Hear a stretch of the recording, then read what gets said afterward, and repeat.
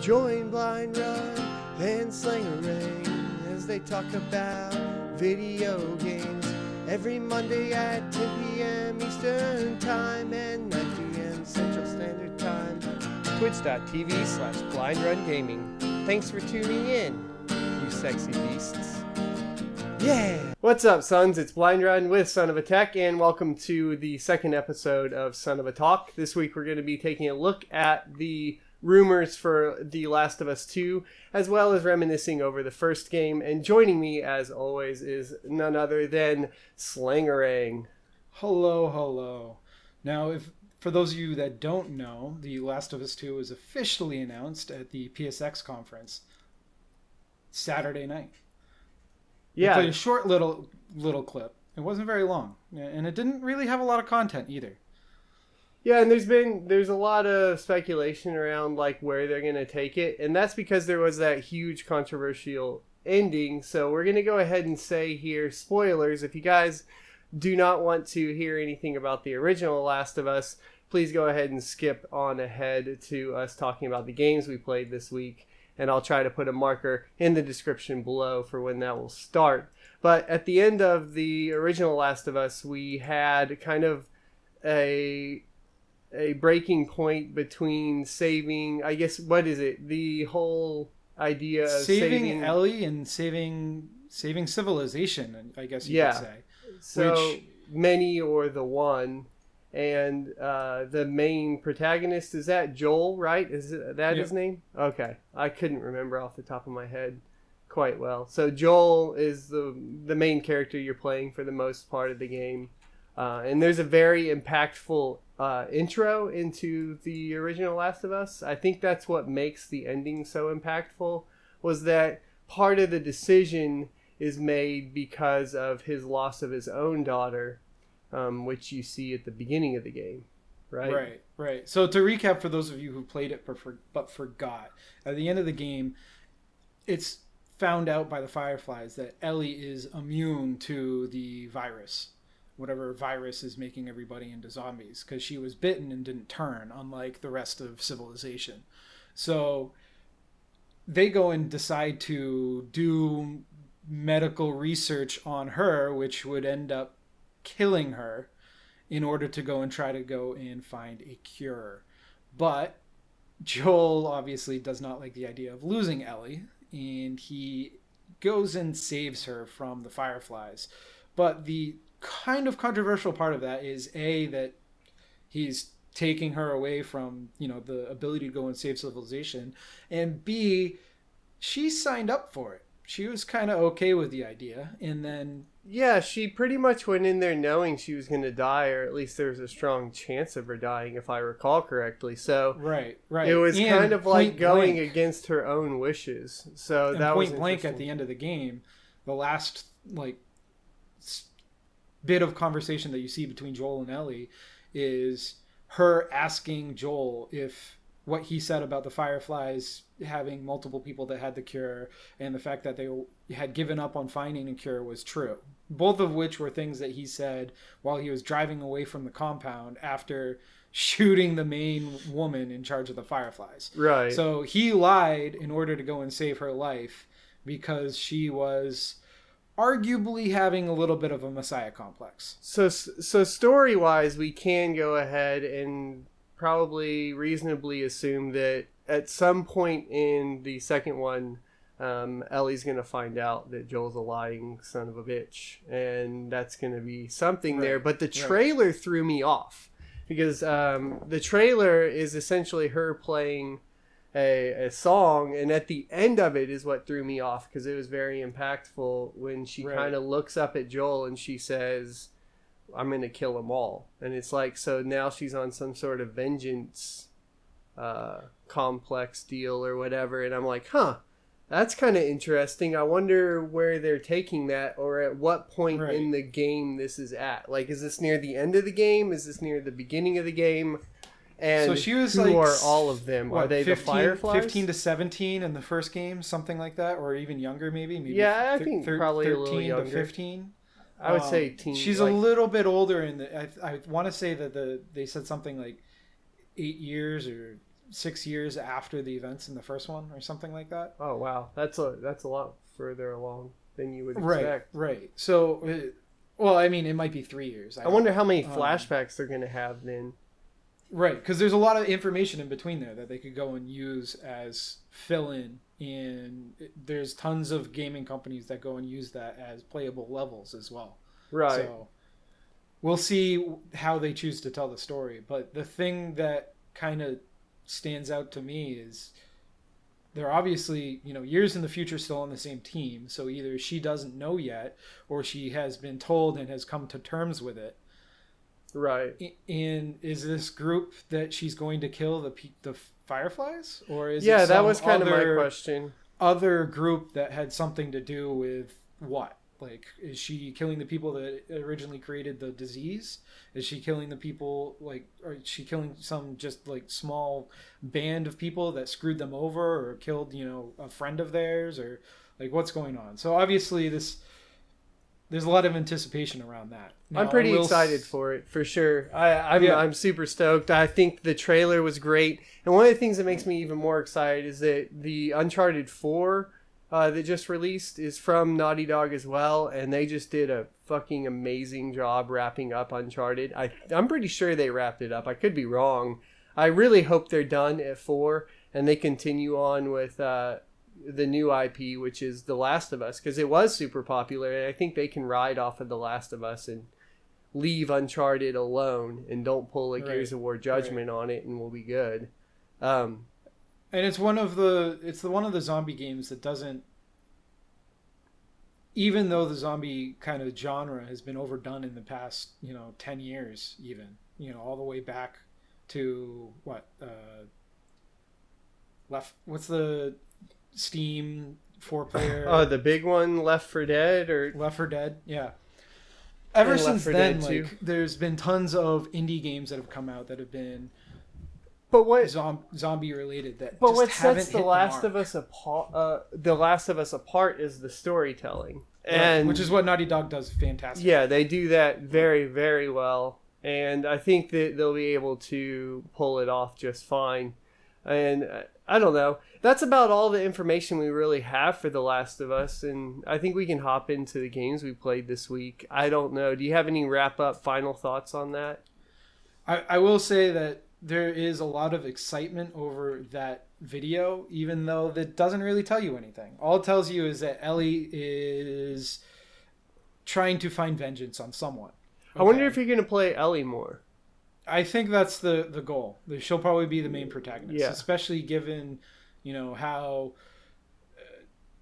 female gaming was kind of a big thing over the past several years. So, yeah, I know, grown. But it's, if anybody's going to do that type of homage well, or even, delve into that area well, I think I'll give Naughty Dog the benefit of the doubt. Yeah. No, I think they'll be able to pull it off. I think she's a good protagonist. I think that it'll be fine. And I think that is probably, in summary, the biggest assumption would be that we're going to be playing her for the large majority of The Last of Us 2. Right. There was an entire DLC for Last of Us 1 that I don't know if you played, but it was all playing Ellie from back in Boston.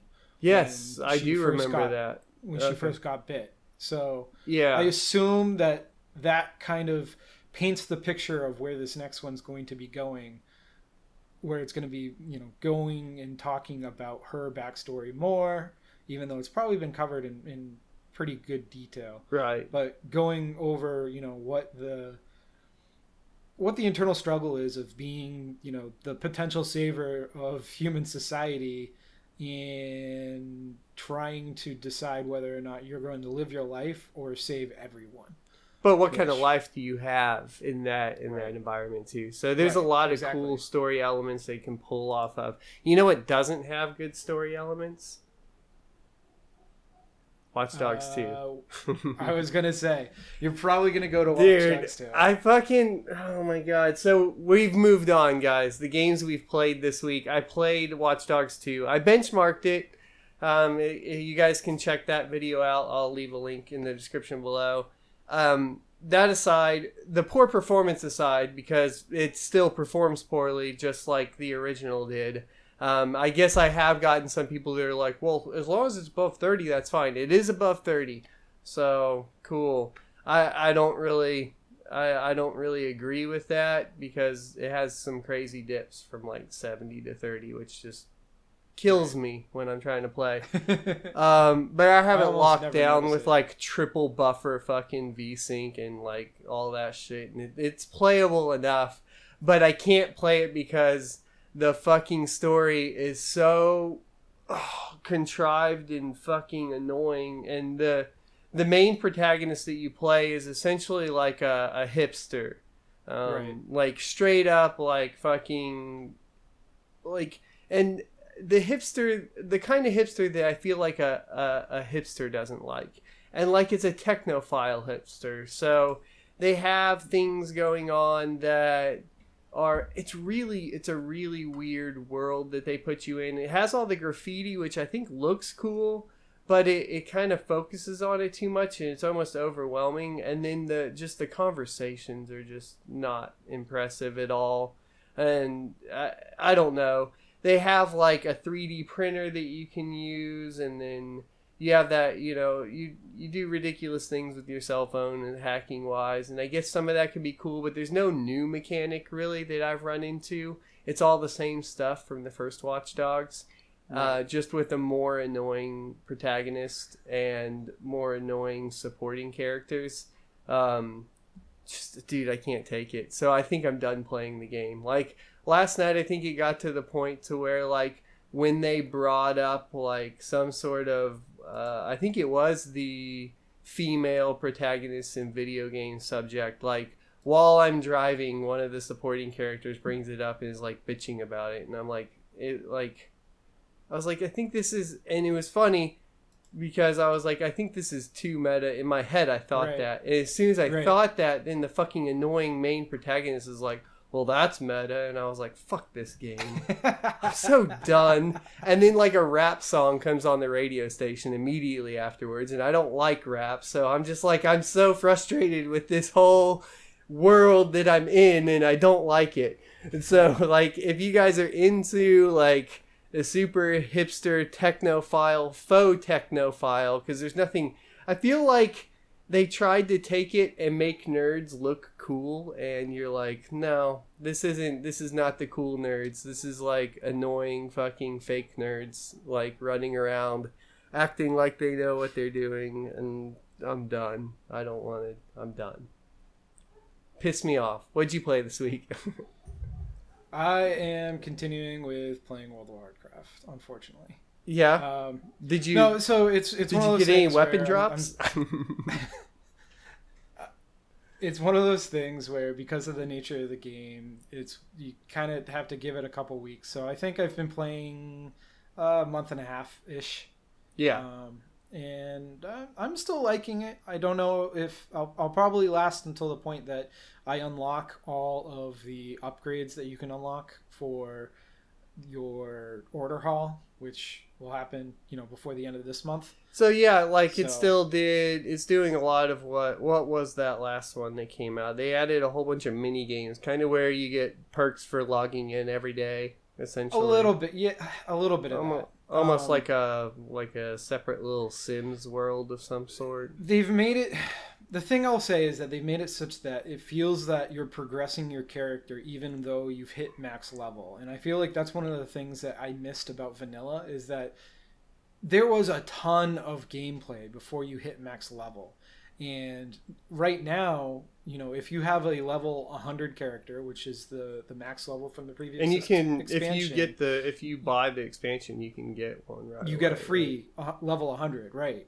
And if you go and have a level 100 character, you can be max level in a matter of 2 days or something like that.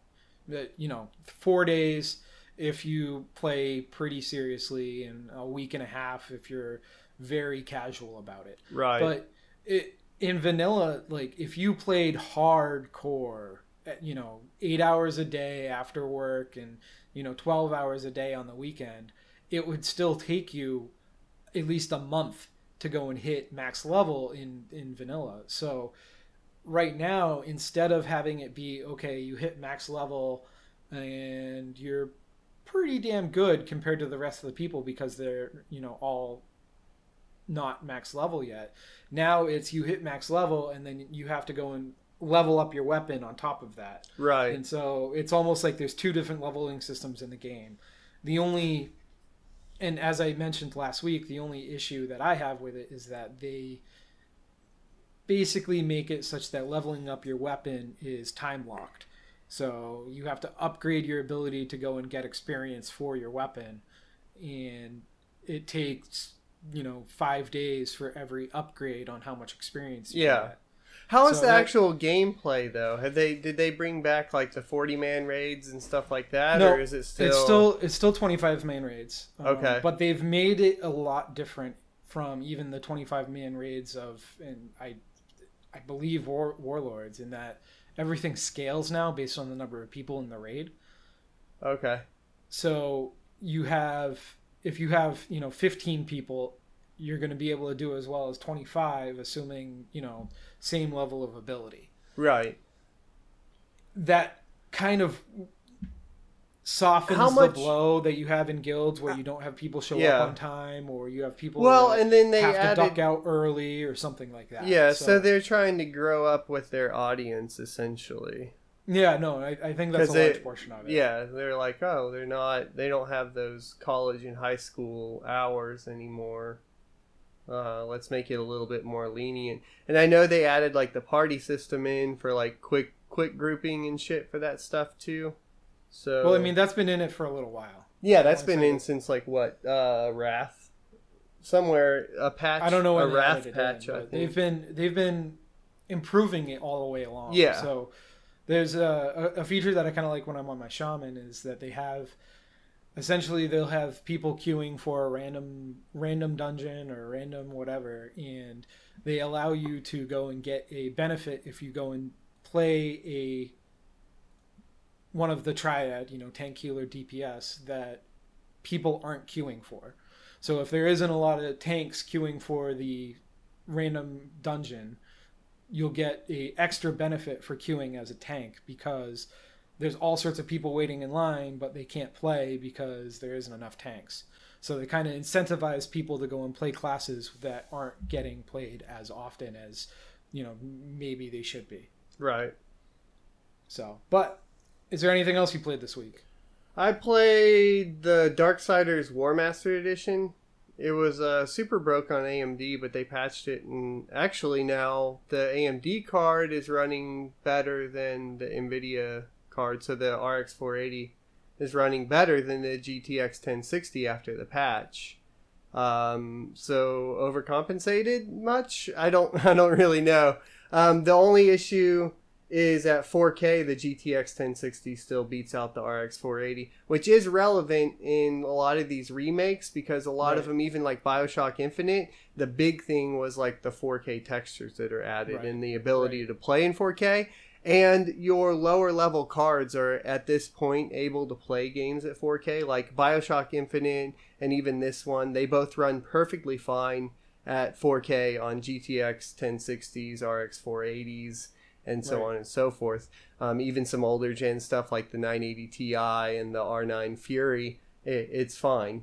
You can do that on some of these, which is kind of nice. I don't know if it really helps, because it gets a little confusing for people when you can play all these remasters in 4K and then you pop in something like Deus Ex, the latest Deus Ex Mankind Divided, and it's like, and it shits the bed in 4K. No, you can't do that. So it's kind of weird. It's like we're at this weird middle ground where like you want to replay these old games in 4K with these 4K textures and everything.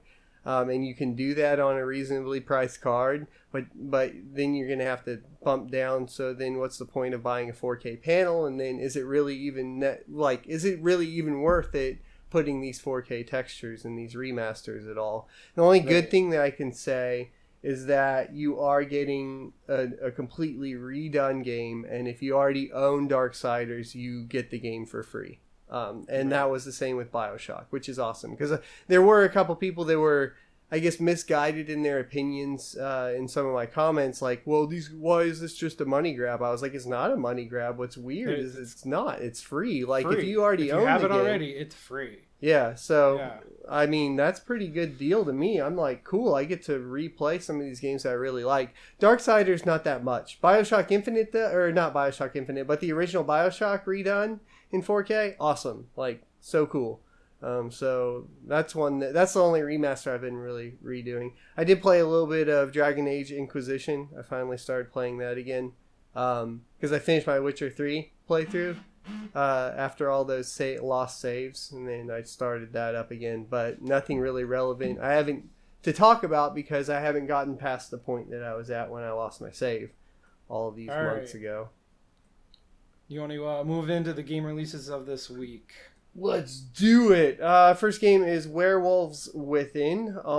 It is a HTC. Did I say that right? Vive. It's a Vive. It's a fucking VR game for all the VR devices. It's not exclusive. HTC Vive, PSVR, and Oculus Rift, and it comes out December 6th. It does. Werewolves Within. I don't think it'll be good. Very few of the VR games are yet. And it's $30. Next on the list. Yeah. Next on the list, we have Dead Rising 4 for PC and Xbox One. Yeah, I'm a big fan of the Dead Rising series. I pre-ordered it on like the digital store, but when I come home and type it into I pre-ordered it like on their website or whatever, the digital deluxe edition. Yep. But like in the Windows Store, it's not coming up under my account, so I'm kind of getting a little nervous. I feel like the preload should start now, but yeah, don't worry. I'm going to be doing some benchmarks on that, and that's this week, right? Tuesday? Yep. Are you going to pick it up? I might wait a little bit.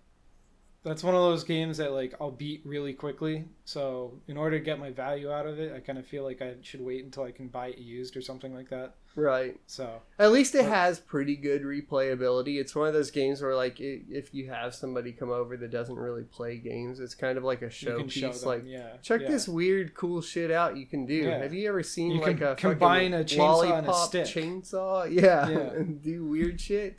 So I'm pretty excited for it. I think it'll be good. The next one's a pretty big one too.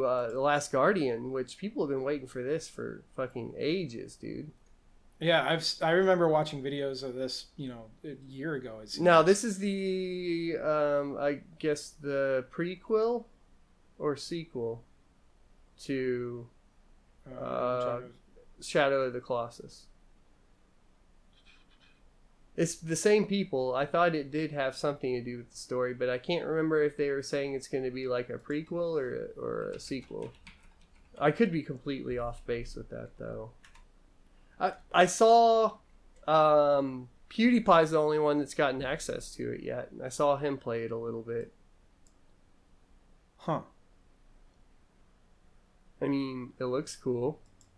No, it looks really good from the few gameplay videos that I've seen. The art style is really interesting. It seems to be right up the alley of a Sony computer entertainment art style. It almost has a feel of like, did you see that preview for the new Zelda during the Game Awards?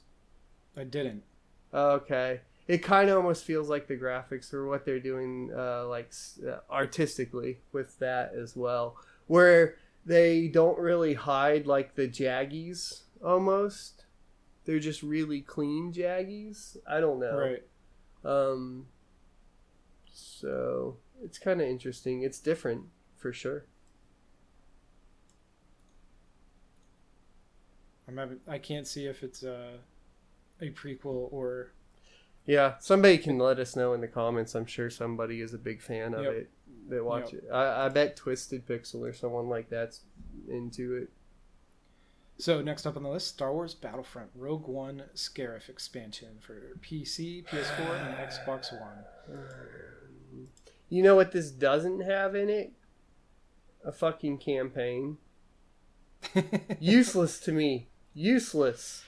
I will say though, it's only $15. So like, if this was what they were gonna say the entire time, it's like, hey, we're gonna come the initial investment in the game. It's gonna be a little steep, but for every movie, we're going to go and have an expansion that adds, so many blah, blah, blah, blah, blah. What? It adds 2 playable heroes, 1 vehicle, 2 weapons, and 4 maps. I mean, That's a pretty skimpy fucking DLC. I mean, if you're talking about like there's a reason why a lot of these multiplayer games have moved away from that, because a lot of people don't buy them. You get all off with your friends, and some people have it and some people don't. And then half the time, like if you have a friend, there's always that one friend that doesn't have it. So you end up like paying $15 and never actually playing the maps, because when you're in queue with that friend, you never fucking play those maps. So I don't know. I don't agree with multiplayer DLC anymore. I think there's better ways to do it. I think Titanfall does that better. I think I'm okay with multiplayer DLC as long as it's priced correctly. So do you feel? As long as it's priced that the majority of the user base is able to and wants to buy it, then I think maps should never be a part of it. That's fair. As long as you're getting more playable characters, as long as you're getting things that don't necessarily affect gameplay outside of maybe you get a new character. Yeah. If you're getting, weapon skins and character skins and, little things that change your animations or anything like that. And they're doing that they're doing that like 5 or a week early kind of thing that EA's been doing lately too, which I'm not really a big fan of. So if you're a season pass owner, you get it on 12/6, so on Tuesday. But that's not for everybody. I think it's something like the 20th if you're not a season pass holder. Which is kind of misleading. So it doesn't technically come out this week, guys. So yeah. Run out and get an EA season pass. If you want to play it. Pretty much. Yeah, that's what you got to have. Nah. The next game is a PC only game coming out. It's called Earth's Dawn. This is a Warhammer 40k game, right? If I recall correctly. Is that right? I have not heard of this game before today. No, so. This isn't that one. I saw a different one. This is kind of weird. Yeah, I don't know what this is. Comes to out me, for it PC. Looks like it's a ripoff of Gears of War. Eliminate the alien threat to humanity. Blast melee and chain combos. No, so it's an action adventure platformer. There's combos. Oh, I didn't see the combos. Yeah, so it could be good, I guess. Let us know. I really can't stand the art style, so I'm gonna say no for me. Last on the list, Space Hulk Deathwing for PC. Yeah. So Space Hulk's already been out. This is the Warhammer 40k game. This is it. Da da da da da. I don't know. Is this a standalone? Yeah, it's still a standalone. It's a first-person shooter though this time, which is crazy. So Space Hulk is a board game for Warhammer 40k, right? Yep. If I recall correctly. And then they had a Space Hulk like kind of over the top turn-based strategy, if I recall. And this is, I guess, a first-person shooter in that universe. It is on sale right now, 15% off, so $33, and it comes out on December 9th. The graphics don't look bad. I'm trying to see who's the developer on this. Is it? Let's see. The publisher is Focus Home Interactive. The developer is Strum on Studios, so I don't know them. They did Divine Cybermancy. So let me look at this.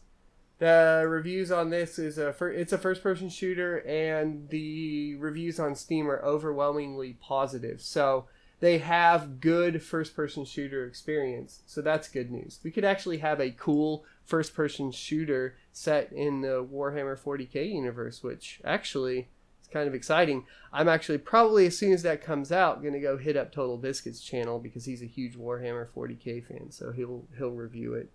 And he'll be super hard on it because it's a first-person shooter. So if it's not like 100, yeah, if it's not like 144 hertz locked, he'll be like, "Fuck this game." Be like, "Okay, cool." So, yeah, I think that wraps it up for the week. We will see you guys next week. Same place, same time. Don't forget to like, comment, and subscribe down below. And we will see you next Tuesday. Signing off. Bread's done.